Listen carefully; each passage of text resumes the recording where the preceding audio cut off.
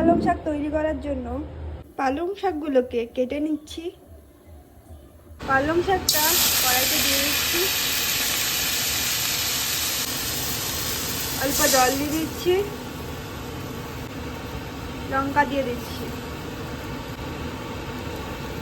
পরিমাণ মতো লবণ দিয়ে দিচ্ছি।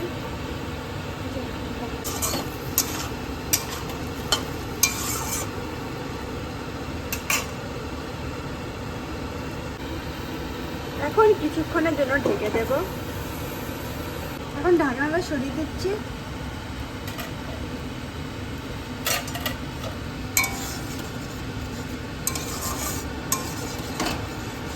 হয়ে গেছে, এখন নামিয়ে নিচ্ছি। আতপ চালগুলোকে পেস্ট করে নিচ্ছি।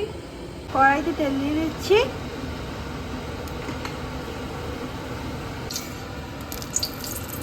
তেলটা গরম হয়ে গেছে, ডালের গুঁড়িগুলো ভেজে নিচ্ছি।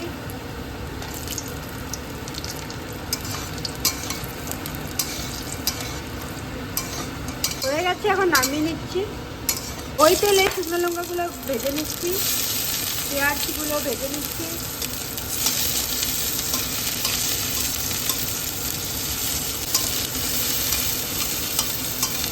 ওই তেলে গাজরগুলো ভেজে নিচ্ছি।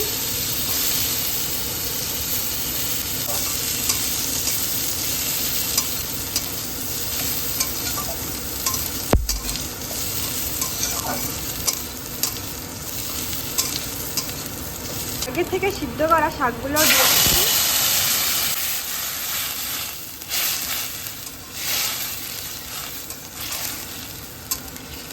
আগে থেকে ভাজা ডালের গুঁড়িগুলো দিয়ে দিচ্ছি।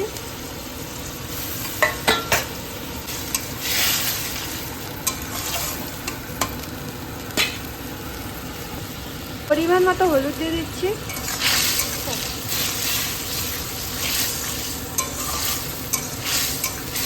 এখন অল্প ঢেকে দিচ্ছি, ঢাকনাটা সরিয়ে দিচ্ছি। আগে থেকে পেস্ট করা চালের গুঁড়ো দিয়ে দিচ্ছি।